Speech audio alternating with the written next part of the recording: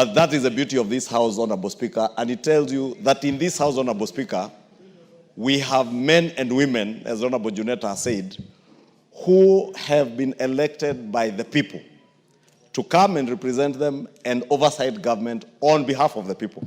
Therefore, Honorable Speaker, when we oversight the executive and the judiciary, because we have that singular role as enshrined in this Constitution, we don't do it as a favor to anybody.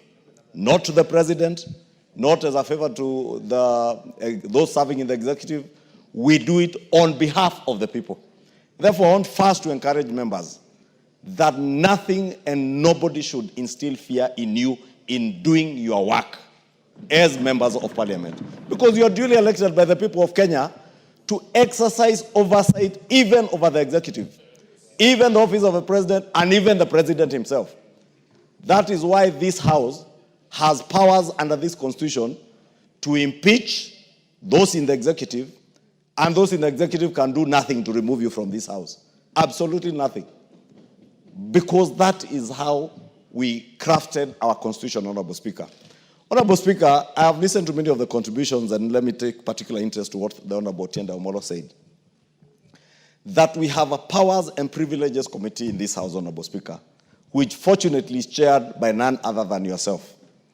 This Powers and Privileges Committee has the powers and a singular mandate to receive complaints, as Honorable Tienda Omolo said, from whatever quarter against any member of Parliament who may engage in any manner of impropriety, whether within the precincts of Parliament or outside Parliament, Honorable Speaker. It is not fair to condemn the House in its entirety, Honorable Speaker. We have young members like Honorable Njeri, Honorable Joseph, who just joined this House the other day, Honorable Speaker. We have older members like the Honorable Kenyans, the father of the House, who has been here for a long time, and yourself, Honorable Speaker. When this House is condemned, you are condemned. The Honorable Kenyans is being condemned. The Honorable Njeri and Joseph here are being condemned.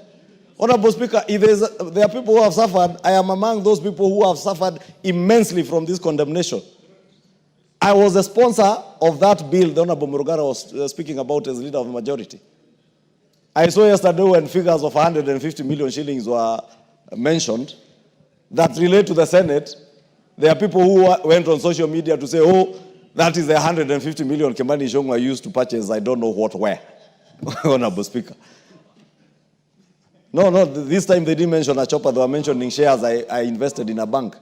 But I have invested an investment I have made, Honorable Speaker, from money I have borrowed from our own parliamentary circle and my other circle in Muhasibu. Fortunately, Honorable Speaker, when they banded those stories, thinking they are maligning me, the share price of NHIF has risen by 2 shillings. And therefore that investment, by the very essence of their maligning stories, has gone up. And today I can liquidate them, pay off my loan, and walk home with a clean, tidy amount, tidy sum. But you cannot vilify me for that. Nobody should vilify any member of Parliament because they are members of Parliament, Honorable Speaker. When we vilify one person in this House unfairly, we are vilifying the institution of Parliament. And we must protect and defend as strongly as we can the integrity, not of even ourselves as individuals, but of the institution of Parliament. Because this institution is there to oversight. And we cannot have...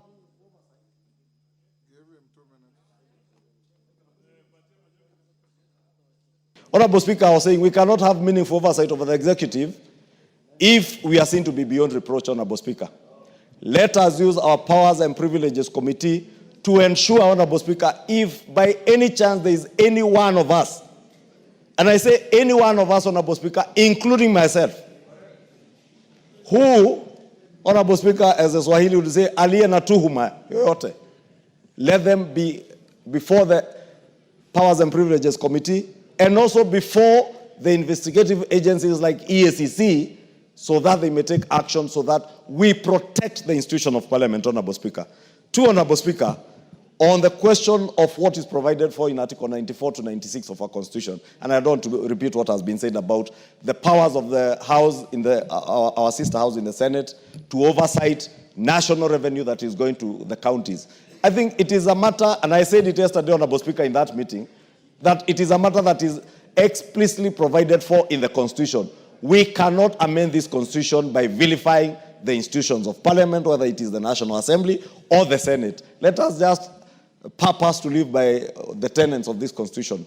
Honorable Speaker, NGCDF. Again, NGCDF is vilified and attacked in this fashionable thing to attack members of Parliament. NGCDF does not belong to members of Parliament. The Kikuyu NGCDF does not belong to Kimani Ichung'wah. Neither does the Eldasa NGCDF belong to the Honorable Kenan Mohammed. Aden Kenan. Honorable Speaker, NGCDF belongs to the people of Kenya, to the constituents who have elected us to come and represent them here. We oversight NGCDF just like any other fund in government. Honorable Speaker, when the to their sittings, they called my fund manager and the board officials here, the board CEO, NGCDF board CEO. Therefore, Honorable Speaker, we must also protect NGCDF, not for our own sake, not because we have anything to do with NGCDF, because it has everything to do with delivery of public good and services to the people who have elected us to represent them, Honorable Speaker. And let me just conclude by saying, Honorable Speaker, we would have no business being the people's representatives if we have nothing that we can oversight those that have been charged by the people of Kenya to hold public funds in their trust. Then we have no business being members of Parliament if we can't oversight. We will have no business being members of Parliament if you will be able to go to your constituency. You find at a time like now when it is cold and rainy, a school latrine has sunk or a roof has been blown away, and you cannot influence anything, Honorable Speaker, with the NGCDF committees to ensure that you make good the lives of the people who have elected you. We must protect NGCDF with our blood and our souls, Honorable Speaker, in this House. We must. And we must tell everybody, Honorable Speaker, even those who are in the county governments, Honorable Speaker, and we have said it numerously, we are not in competition with the county governments. NGCDF, as Chepkonga has said, the new NGCDF Act of 2015 makes it very clear what role NGCDF plays in education, in security, Honorable Speaker. We amended the act here the other day, Honorable Speaker, to even remove the contentious issues that were there before, like sports, and we removed them, Honorable Speaker, because we want to live and abide by what is provided for in this Constitution. Therefore, Honorable Speaker, let me say, we must, as a House, stand together, stand strong, and walk with our heads high, Honorable Speaker, if you have nothing to be suspicious of anything you do. Finally, Honorable Speaker, let me ask ourselves, the things we say, the things we do out there also portray something of us. The things that were said here of the finance bill last year, Honorable Speaker, that members were being paid to vote this and that, Honorable Speaker, those are the things that lower the dignity, and we keep saying, lower the dignity of this House and entertain even those who are vilifying and entertaining things being said against us, Honorable Speaker. I beg, Honorable Speaker, to end there, and thank you. Majority Leader Kimani Ichung'wah has found himself in the political hot seat after a viral clip of his remarks in Parliament sparked a storm of backlash. Ichung'wah thundered, "This House has powers under this Constitution to impeach those in executive, and those in the executive can do nothing to remove you from the office." The soundbite lit up social media like wildfire. Many Kenyans instantly read it as a veiled threat to the president himself. Sensing the fire spreading fast, Ichung'wah rushed to Facebook with a clarification, insisting Parliament's powers were never met as threats, to the executive, but rather as a constitutional reminder of separation of powers. He underlined respect for President Ruto, calling him head of state and party leader. But Kenyans weren't buying it. The comment section turned into a courtroom of public opinion. Mr. Kimani, you did say it. Are you guilty? Blasted Mercy Mungai. Out of the heart, the mouth speaketh, quipped Wairegi Samuel.